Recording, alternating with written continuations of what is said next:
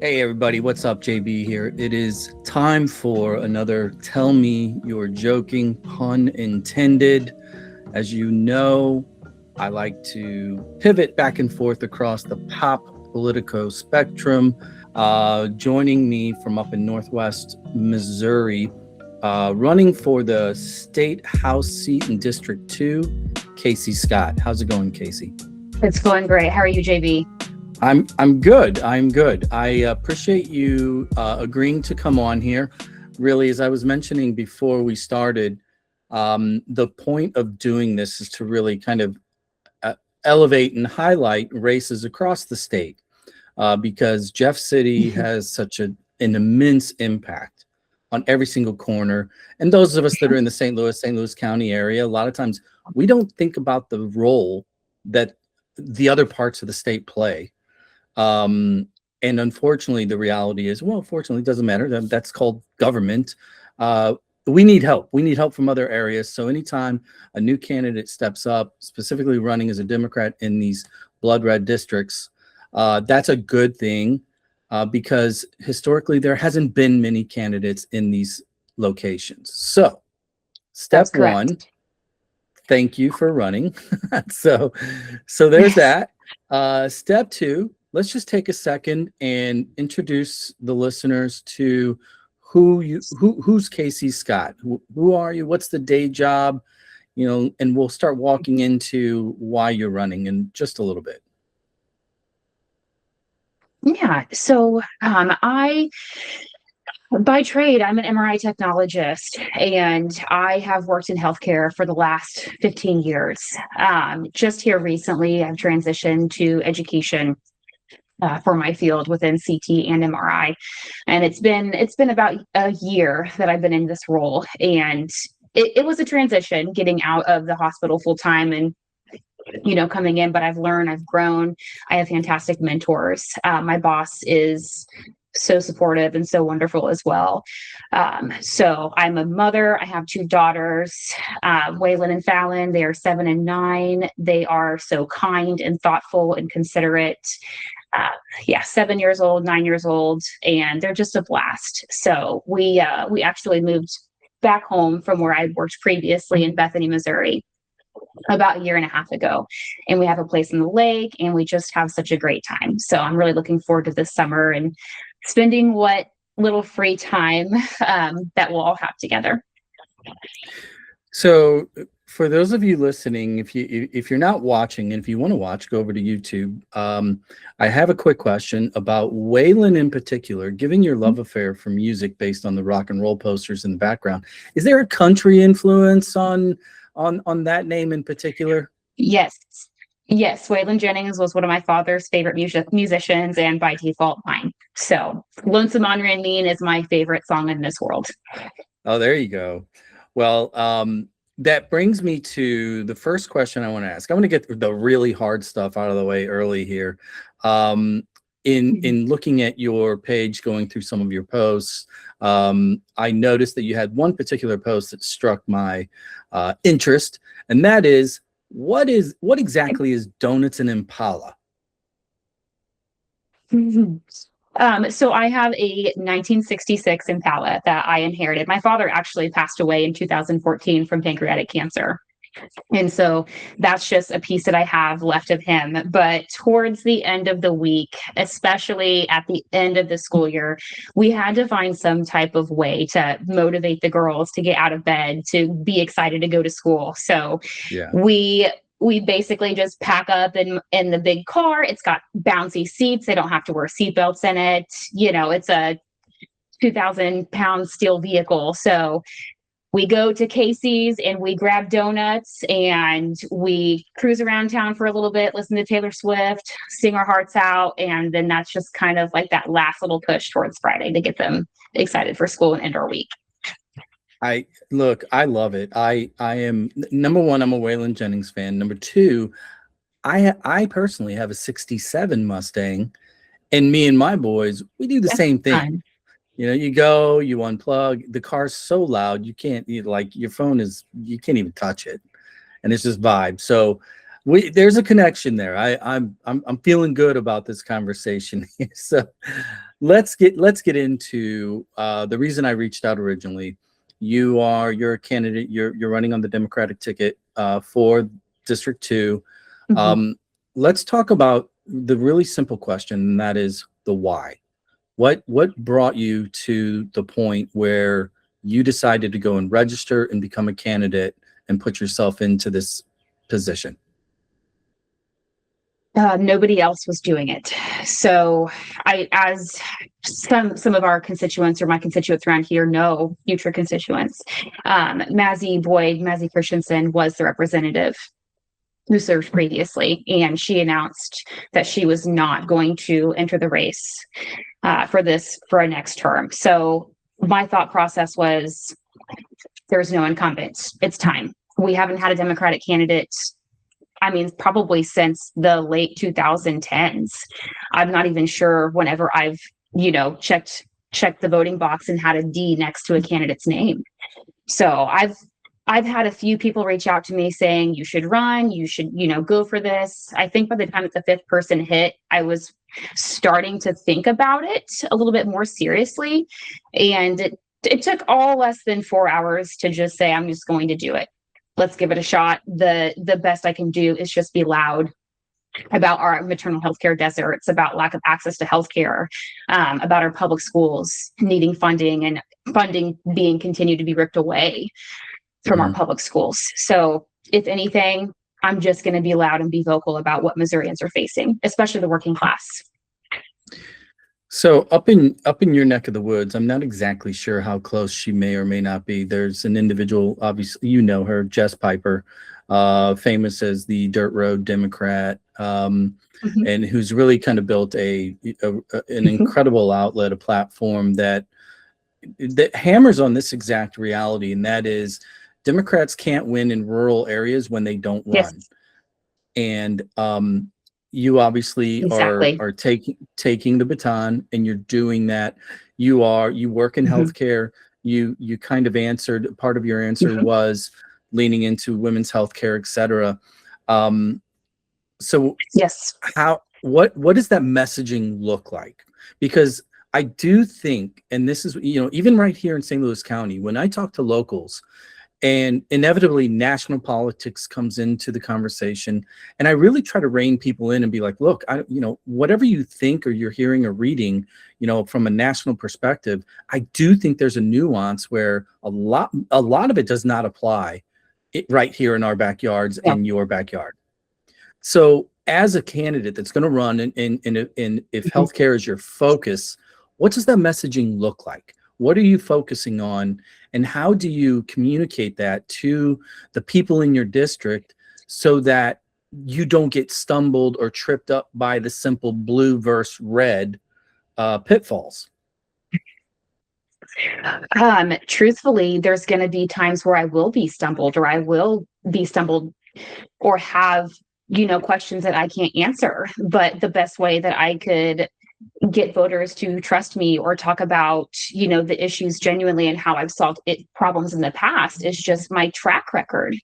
So, I worked in mobile MRI before I actually landed at a facility where I wasn't traveling. And in that time frame, we began to see patients have more complex devices put in their body. And whenever that happens and they need an MRI scan, there's times that patients would essentially go without. So as time evolved, I saw this need. I had a patient who had a pacemaker. She was 93 years old. And lo and behold, her pacemaker was conditional. She could have an MRI safely, but the facility I was working at, we had no protocols in place. We had no policies. There was no way of knowing what to do. I mean, being able to scan patients with these complex devices really required me to learn advanced physics, to take courses where I knew how the fields interacted with that patient, how to make that patient have a successful exam, how that I could help them safely and not go without care, because a 93-year-old woman is not going to drive to Des Moines or to Kansas City to have an MRI. Yeah. So, we see that lack of access to care in these areas. And what I have a track record for is I saw this issue. I found a solution. I put the work in. I traveled all the way to Wisconsin to take these boards and, learn advanced physics, all of these concepts, and was able to bring this back safely and practically. And it still lives on. After I left, the technologists who I've trained are still helping patients with this type of care. And there is nowhere else in a rural area in Northwest Missouri that is doing what we do up there. So that's what I'm most proud of.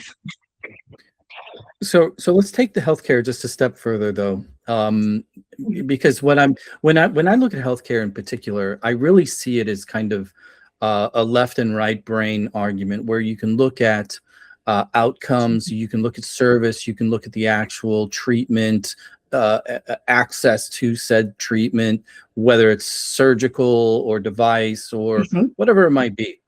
But then there's the universal issue that is healthcare, and that is the cost. And that is, Yes.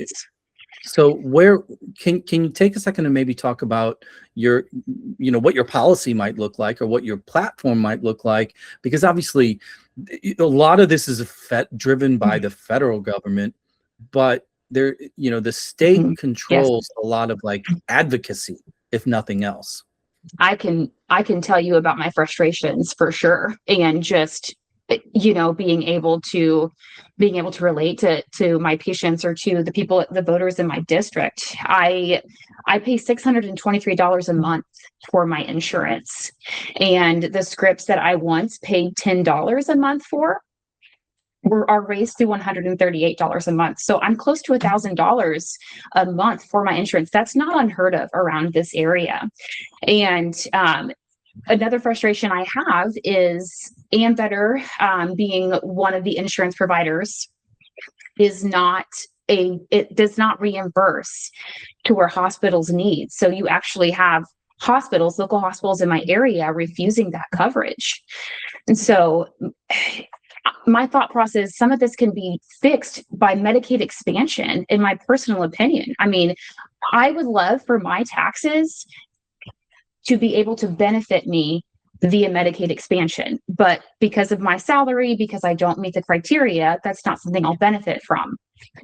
People go without insurance all the time. I have taken care of so many patients who don't have insurance.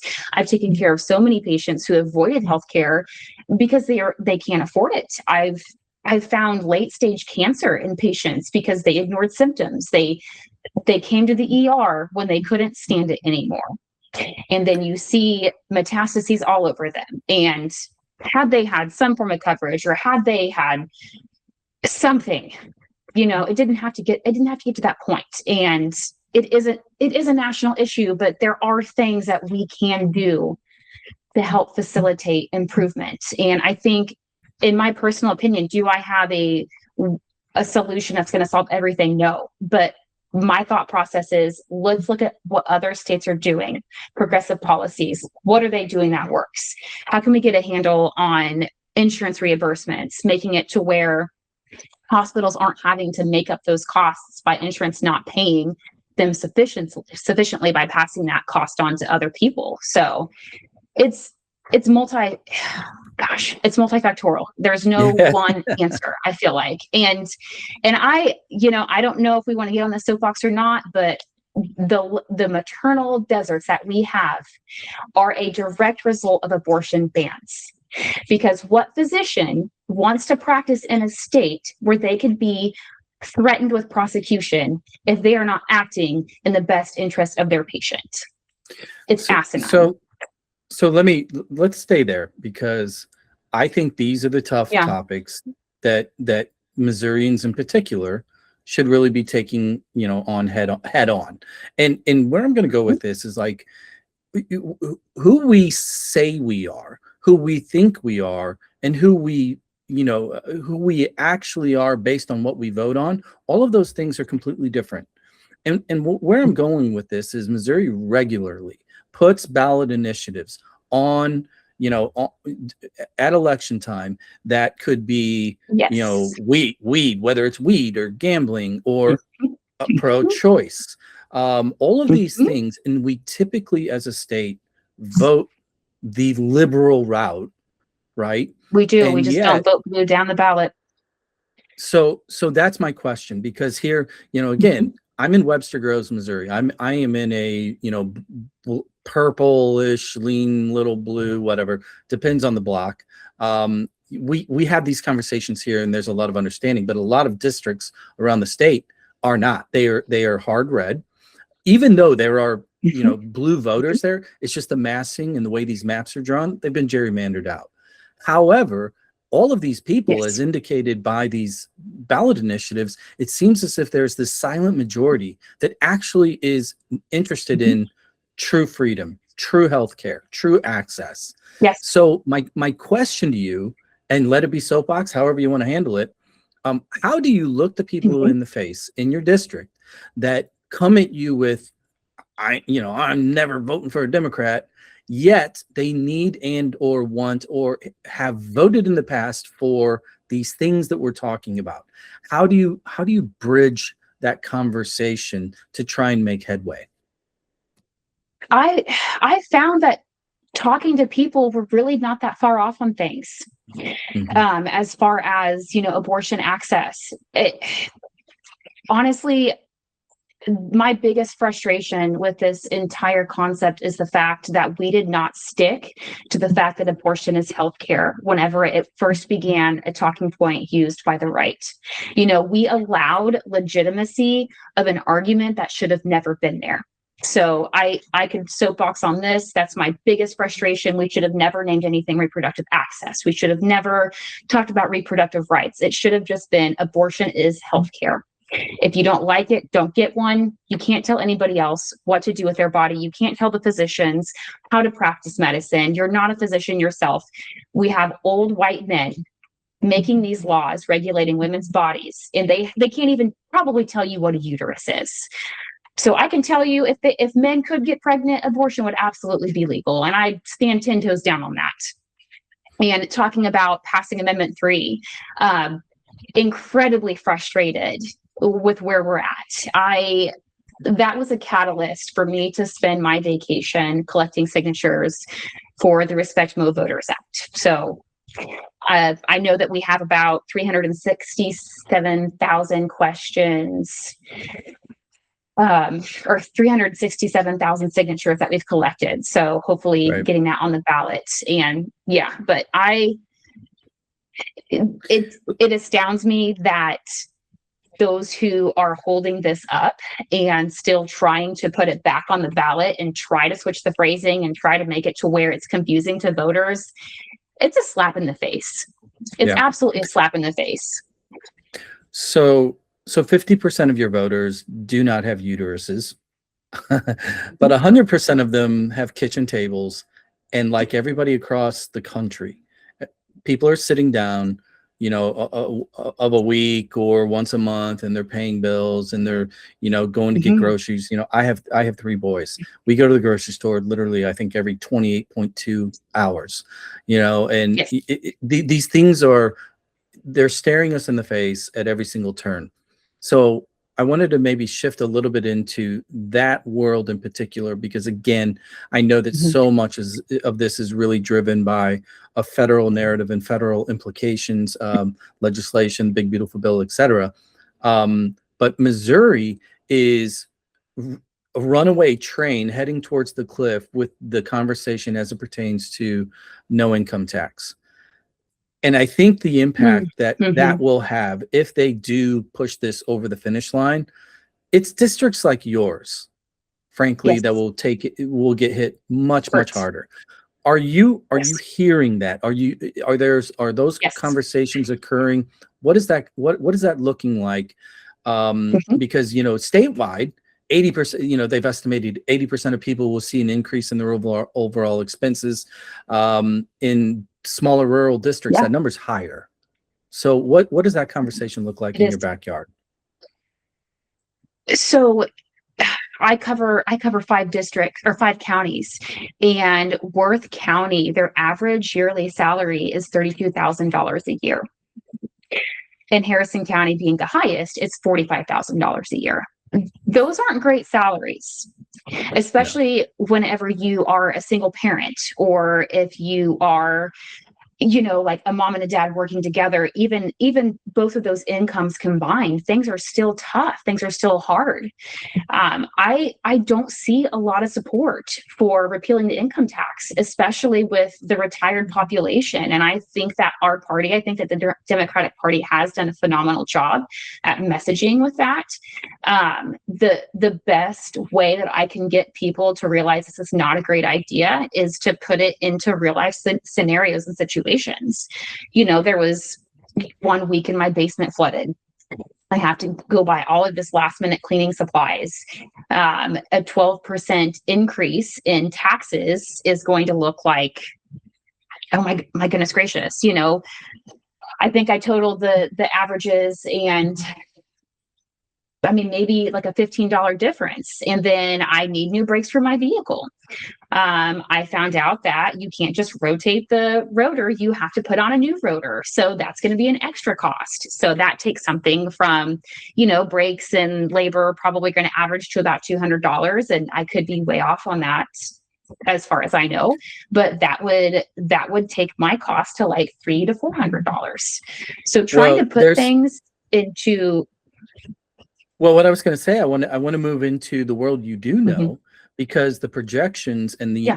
are we're looking at a potential scenario where, in order to make up that gap, which is roughly 65% of the state's budget, they will, Yes. it's not written in there, but we all see it coming. The potential of Mhm. service taxes on things such as real estate and Yes. healthcare.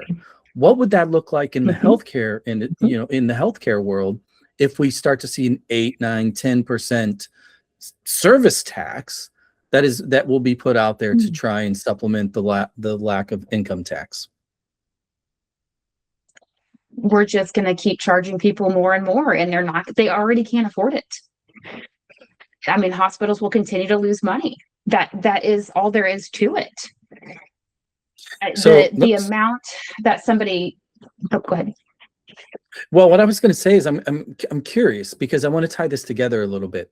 We're both in agreement that whenever you Mhm. look at it, if you were to blindfold somebody and just walk them through what happens here when people vote, and you lay out, here's the ballot initiatives, but here's the state breakdown, here's the federal breakdown, and here's the population numbers, right? They would think that we're batshit crazy, okay, because they don't match up. So, Absolutely.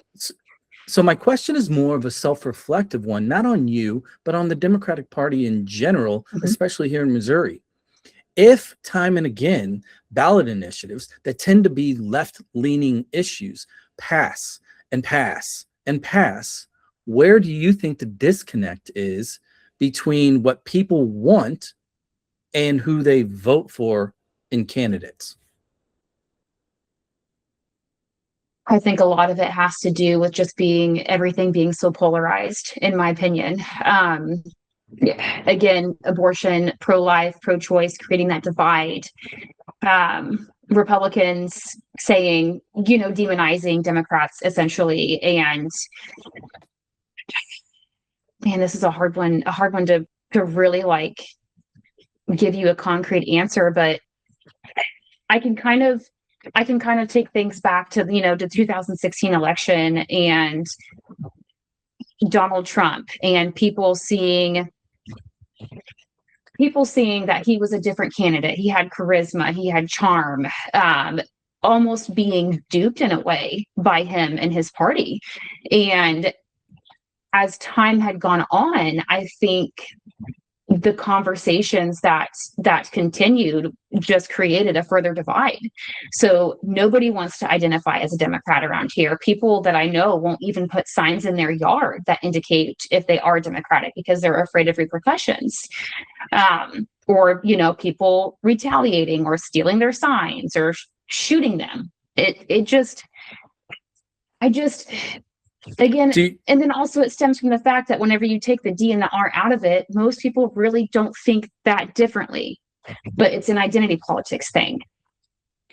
So let me ask kind of a follow-up question. as far as like your opinion or maybe even your strategy, Mhm.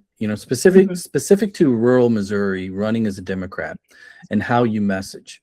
Because again, since so much of our politics, so much of our news feed, our algorithm, and everything is Mhm. flooded with the national optics. Yes. You know, how do you separate yourself from, as a Democrat running in rural Missouri, from a Mamdani in New York City or a San Francisco Mhm. a government, or hell, even Kansas City and St. Louis right here in the state, right? How do you feel the need to try to prove that you're different, or do you lean into it and just focus on your policy priorities? I I just pretty much stand 10 toes down on who I am and what I think, and I don't waver on the fact that I have these viewpoints, and these viewpoints that I have come from seeing people suffer, and when people suffer, I want to fix it. And I voted for Republican candidates before in local elections. I'm very much a country over party voter. So I've got frustrations with the Democratic Party as well. It's not, between one or the other, but Mm-hmm. I would like to think that I am approachable. I want to host these events where I'm making sure that everybody knows that they're welcome. Whether you are Republican or Democrat, you're somebody that I still would represent. Getting that messaging out there where it's inclusive, because that is a big part of how I operate as a person. Is I don't want anybody to ever feel left out. Um, One of my biggest frustrations with the left or the Democratic Party is not necessarily giving grace to people who have voted for Trump or MAGA in the past. And we're seeing them start to turn, and we're seeing them start to say, I should have never voted for this guy. Or I'm seeing, things are getting worse, they're not getting better. And we have to be willing to like meet them where they're at, to have conversations and be open and listen. Because if we don't, then they're just going to turn right back. Mm-hmm. So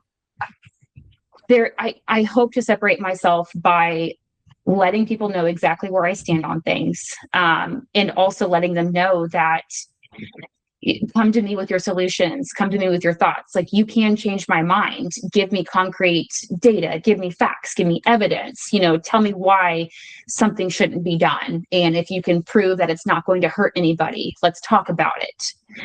So Yeah, yeah, I probably like the that, best because way I could it think is one of about those answering that things. question. No, I like that, because I think everybody has similar circles, whether it's, maybe family, could Yes. be even estranged family or friends from school, Mhm. neighborhood, the Mhm. soccer team. This is happening everywhere. And anecdotally, It is. I do think you're starting to see buyer's remorse. I'll be polite about Yes. it.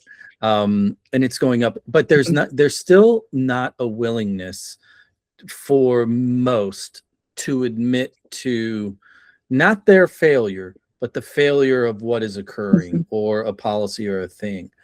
And this Mhm. brings me to I I'm sure you saw today. I think it was today, earlier in the day, the DNC decided they were finally going to release the autopsy, right? The 2024 Autopsy. election. Really? Yeah, so that hit Okay. the presses today. Now all the pundits and everybody are trying to, like, okay, what does this really mean? A couple things stood out to me as far as like feedback, because I tend to be very simplistic when I look at these things. Here's the autopsy: Democrats lost. We can look at a million different things as to why, and all of them probably being somewhat true. But at the end of the day, you simply didn't have a candidate that could get you over the finish line. Okay, is that her fault? Maybe. Is it the party's fault? Maybe. It's everybody's fault, because it's a binary choice, right? But two people and two things that each pointed out, and I want to get your take on this. I'm gonna start with the kid first. David Hogg, right? The Mhm. the the Yes. school shooting Mhm. advocate. He ran for DNC chair Yes. and lost. He went scorched earth. And I respected his enthusiasm, in quotes. And one thing he said that really stood out to me, and I want to get your take on it. He said he ran a control F on the report, and he put in a few words. The words that he put in that I noticed, I saw the clip on. Inflation was one. He said it comes up roughly 16 times, I think he said, but it was inflation relating to the cost of running elections. It was not inflation as it related to actual kitchen tables, right? And then the other thing he brought up, and I don't, I got mixed feelings on this, is Gaza and Israel. It's two words. Put it in, zero results that came up on the control F. It just seems to me like kind of what I thought would happen with this postmortem. We're still tone deaf. We're not really admitting, what went on there. And I want to get your take on David Hogg focusing on inflation, Gaza, and Israel, because right now, those three things have not gone away. They're front and center. What's your viewpoint on that? I can. It may not be a direct answer to your question, but I think a lot of it is lack of infrastructure, and especially lack of support for your rural candidates, for candidates who are running for state representative or state senator. Whenever I filed, I did not know the next steps. I did not know I had to submit a biography or a campaign announcement. I come from a world that's very, very different. There were no bones. There were no, now that you've done this, this is what you should do. The process, I was so overwhelmed. I was so stressed out. I was so frustrated that it took all I had to stick with it. And we have messaging every Monday. And one of our leaders who's messaging Yvonne, she's phenomenal. She is so great at what she does, but she needs more help. As candidates, we need guidance. And I've also noticed that my local committee chairs, there's not a lot of help for them as well. So a lot of it are older generations who have essentially held on to these seats. They've held on to these committees, these clubs, and they're wonderful about reaching out and about meeting you and about, you need to go talk to this person. You need to go talk to that person. No, we don't need to be talking to other Democrats. We need to be reaching voters who are on the fence. We need to be talking to everybody, essentially. Yeah. So the lack of infrastructure for me is incredibly frustrating, especially for somebody who has never ran for office before, who doesn't know the first thing about the processes. And I think that is a big failure as far as the DNC goes, is we stopped focusing on local elections. We stopped focusing on, school boards. Elections where real change happens, where influence, where we need help stemming real change, because look who's on school boards now. Look who's trying to affect policy change. Look who's banning books. Look who's, encouraging or discouraging, our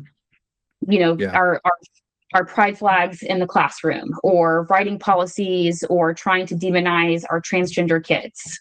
So there's not a lot of local representation where we need it with the Democratic Party.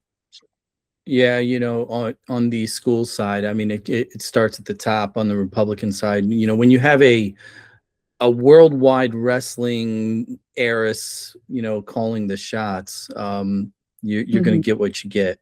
I'm gonna one more question, kind of along the same lines from the postmortem, and just kind of like, as much as it's a national narrative and a conversation, it really boils down, especially in districts like yours. The other individual I thought really kind of was direct with what came out, and that was Rahm Emanuel. Obviously, he's been in the game forever, worked on Clinton campaigns, was Obama's right-hand man, so to speak. He made a comment, and I actually jotted it down. And I don't normally do this, but I'm like, you know what, this is something that people need to listen to. And he said, in 24, he's like, look, we went to battle a social war, and we lost an affordability election. And it was just super simple. And I get that it's dismissive for a lot of people. But when elections are binary, we talked about this a little bit earlier, you can't implement any change. You can't be the change. You can't write the policy if you lose elections. And I think Mhm. that's what's coming out of all this. And I'm wondering, if you view it the same way, or how you're viewing balancing uh, underrepresented groups, people that are being, attacked morally, physically, socially, and yet still get over that hump so that you can actually win an election and be the difference. How do you balance that?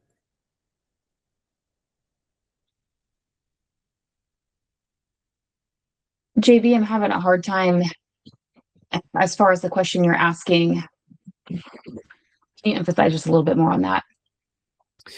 So a lot of people on the right, quite simply, they were offended Mhm. by woke. They were offended by pronouns. They thought we were, it was a Mhm. culture war.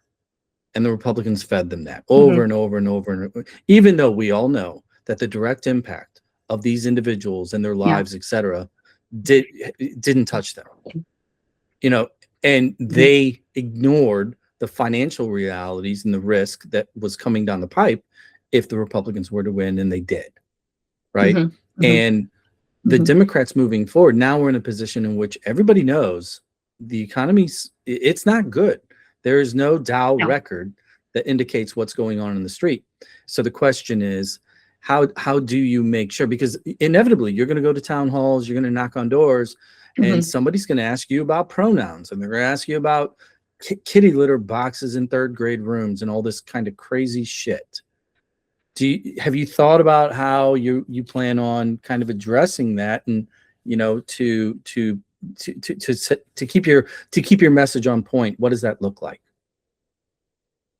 I think people are suffering economically, and with stagnant wages and lack of access to care at this point, we're desperate. And I think culture wars aren't going to be over.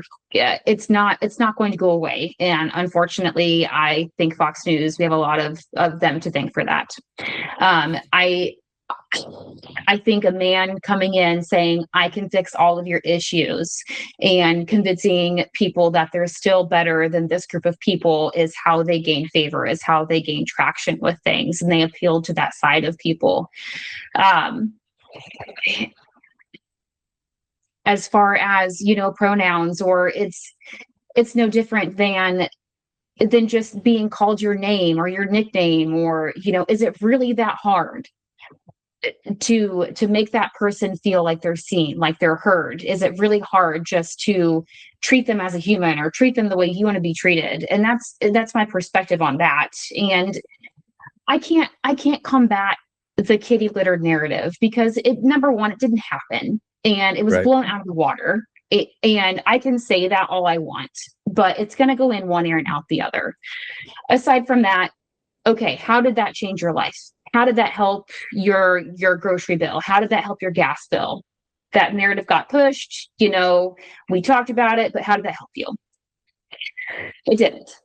So I really think that people around my area have kind of woken up to the fact that they have been duped, or they have been convinced that this group of people is better or worse than they are, or they're better or worse than this group of people. But change has not happened. Their lives have not gotten better since the last few elections. Missouri's held for the last 20 years. We've had, Republican rule through the House and the Senate, and there's Yeah. been no progressive policies come out of it. We've continued to lose school funding, and I think the lack of school funding and these private schools getting vouchers, it's really perked people's ears up to what's going on. I attended an event in, gosh, April, or I believe it was at the beginning of May, and it was hosted by 5 superintendents in the area, and actually one of them is my opponent, and he attended, and I was thankful for that, because he was there to help explain the concerns and why we're going to have to reduce the budget. And they talked about the method that the state uses to fund schools, and how we're already underfunded, and the NREA, which published a report saying that Missouri is in dire need of Right. rescue by policies to help fund these schools. And I was out of my element. I'm in healthcare. I'm not in education. But as I listened to what was going on, my first thought was they're going to have to make cuts in their budget if they can't ensure that this funding is going to be there. And so that was the first question I asked is, what are you going to cut? And the first answer is staff. So they're already operating on little to nothing, and teachers are spending money out of their own pocket. Whenever we had the government shutdown, we had teachers buying food for their rooms because they were worried about their kids not eating. I mean, we should be supporting our teachers, be supporting them. They have one of the most important jobs in the world, but we're not helping them. So I think people have really woken up to that issue, and we're seeing we don't have private schools in our areas. We don't have that ability for kids to just go to the neighboring community if they want to. The small rural schools where we only have maybe 40 to 60 kids in a class. Whereas in the bigger metropolitan facilities, they do have those options. You can send your kids to other schools, but that does not exist here.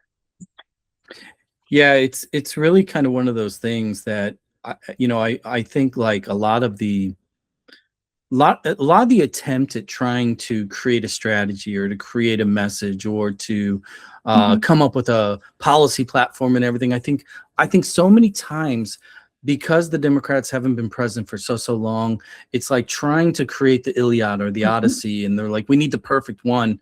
And I just think like it's the scoreboard. Just look at the scoreboard. If you are in this district and we have a supermajority Republican legislature for the last 20 years, why don't we just dumb this down? Yeah. Do you have more schools? Yes. Are your teachers making more money? How's your groceries? Do you have more houses? If your kid does go to college and they get a degree, are they even moving back? Because you have no jobs for them. You have no houses for them. No. Right? There's all of these things to where if you take the big tent politics out of it and really just dumb it down to, look, it's this 3 or 4 things, right? We don't have good fully funded schools. Our healthcare is shabby at best. We have no jobs and we have no houses. This is why we should probably make a change. Right? Yes, exactly. Yeah. And as a single mom, I support myself. I have 3 jobs. So I could not imagine making less than what I do and trying to survive. And I've actually had people reach out to me saying, we're living in my mom's basement. We don't have the money to move out. Rent is anywhere from $1,200 to $2,000 in some places. My dollar does not stretch as far as my parents did back in the 90s. I can tell you that. And that's frustrating. Yeah. We're not building wealth. We're not building generational wealth. Yeah, it's not as great as it was for the generations before that. And I think to so many of the boomer generation, it's, well, I had a job and I was able to pay for things. Well, minimum wage did not keep up with the rise of inflation. People are not being paid livable wages in this state. Most parents, most people have to work 2 to 3 jobs just to survive, just to get by. And that, to me, anybody working 40 hours a week, I don't care if you work at McDonald's, I don't care if you work at a hospital, you should not be struggling to survive. That's my opinion on that. There you go. That's your platform in a nutshell. If you work, you should be able to survive, right? I tell you what, let's have a little bit of fun, because I've taken up enough of your time. I know you have 2 daughters and you've got an Impala that you probably need to dust off for tomorrow's Friday run. Let's have a little bit of fun real quick. Last question. You pull this thing off. You have your post party. As a rock and roll fan, who would your dream band be at your election night party? Band or singer? Oh, there's so many of them. Can I have 3? Yeah, it's a 3-band bill. It's your party. Yeah, 3 band. Okay, yeah. So let's do Boston, let's do Pink Floyd, and let's do Stevie Nicks. This is straight up. I mean, I don't know if you're familiar. Have you ever heard of KC95?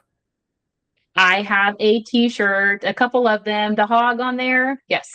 Mhm. Sweet meat. That's it. Well, that you are, you're one of our own and you don't even know it. Well, Casey, this has been, I've really enjoyed the time. I wish you the best of luck. I'll be following the campaign. Obviously, feel free to reach out if you have more stories to tell. But, good luck with your campaign. And you really just wish you the best. Thank you so much, All JP. right.